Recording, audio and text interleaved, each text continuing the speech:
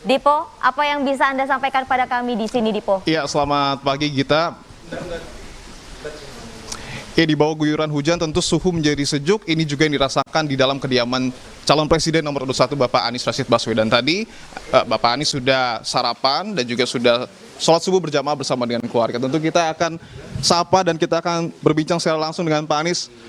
Pak Anies, Assalamualaikum Pak. Gimana kabar, sehat Pak? Alhamdulillah. Ini kalau kita pantau cuaca sejuk. Di dalam rumah juga nampaknya sejuk habis sholat Pak. Kira-kira ini sholat berjamaah sebagai bentuk syukur, doa apa saja Pak dipanjatkan di hari pesta demokrasi ini Pak? Iya, jadi tadi kita sholat subuh berjamaah sekeluarga, yang memang itu kita kerjakan rutin juga tiap hari. Jadi ada acara nggak ada acara, ya emang subuhan sih bareng-bareng. Bahkan lokasi musola ini tuh di hadapan kamar kita semua. Ini kamar anak-anak, kamar mereka, kamar saya. Jadi memang ini tempat meeting point kita tuh ya di musola. Doanya nggak, ya doa yang khusus, apa ya, diberikan kita kekuatan, diberikan kita kemudahan, kemudian diantarkan kepada yang terbaik buat kita semua. Dan kami makin hari makin merasakan gelora semangat perubahan makin kuat. Itu tidak bisa dipungkiri, terasa sekali.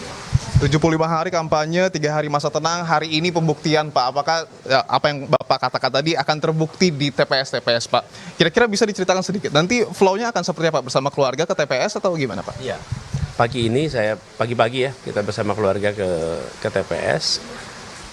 Kemudian kami nanti akan ke markas Timnas di Jalan Diponegoro. Semantau aja kita lihat.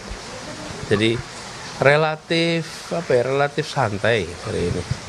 Menarik karena cuaca ini hujan Pak, tidak ada yang memprediksi sebenarnya, karena kemarin terik, sekarang hujan. Nanti antisipasinya gimana Pak? Apakah ini hanya memberikan efek positif, membawa kesejukan? Ya kan, yang hujan di Jakarta Selatan sini, bukan se-Republik Indonesia. Kalau kami prediksi sudah akan hujan. Memang dari kemarin kita udah lihat ramalan cuaca. Ramalan cuacanya itu 70-80% kemungkinan hujan. Ini pengalaman kami ngurus Jakarta.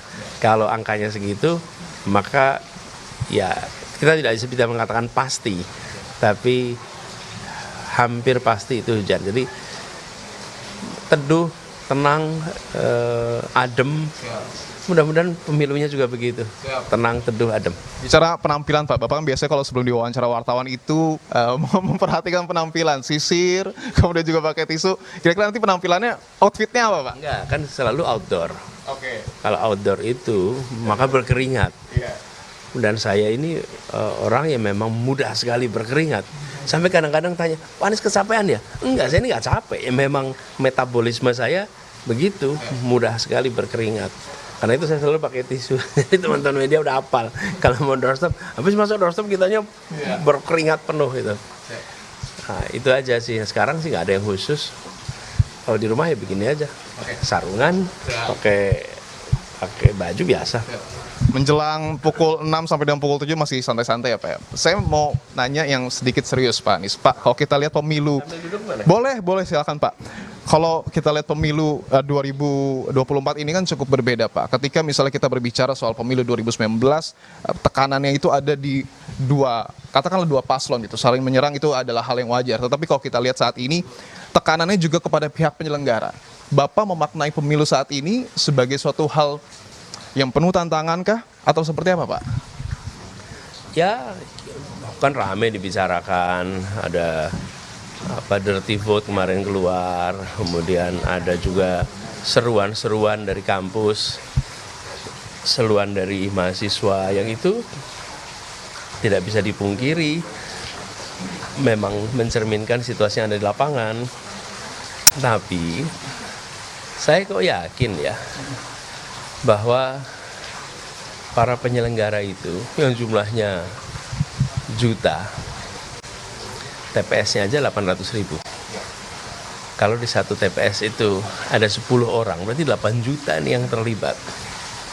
Saya yakin mereka bekerja dengan kejujuran, mereka bekerja dengan sepenuh hati, dan mereka tahu ini adalah suara rakyat Indonesia. Lalu saya pun beberapa kali mengatakan, termasuk di JIS kemarin, para pegawai pemerintah, para anggota TNI, anggota polisi, mereka itu juga orang tua. Mereka juga punya anak, mereka juga punya kehidupan, dan mereka juga ingin biaya pendidikan lebih murah. Mereka juga ingin anaknya dapat lapangan pekerjaan lebih mudah. Mereka juga ingin supaya kehidupan mereka lebih baik. Jadi kalau misalnya mereka harus memilih, saya yakin mereka akan milih bukan ikut-ikutan yang nggak jelas memberikan manfaat pada siapa. Saya yakin mereka akan memilih, ya memang kita ingin perubahan hidup. Jadi makanya saya tawarkan pada semua, yuk kita jaga hati nurani, kemudian jaga aspirasi rakyat, hormati. Insya Allah pemilu baik, pemerintahan kredibel, manfaat dirasakan semua. Karena nanti obrolan serius kita akan bahas lagi sebelum Bapak berangkat ke TPS. Kita kasih waktu dulu Bapak buat istirahat sebentar ya Pak ya. Nanti kita ngobrol lagi ya Pak ya. Siap, terima kasih banyak Pak Anies, calon presiden nomor urut 1. Tentu akan ada sejumlah agenda yang nanti akan dilakukan oleh capres nomor urut 1. Tadi pagi sudah sarapan, kemarin juga tadi sudah sholat subuh.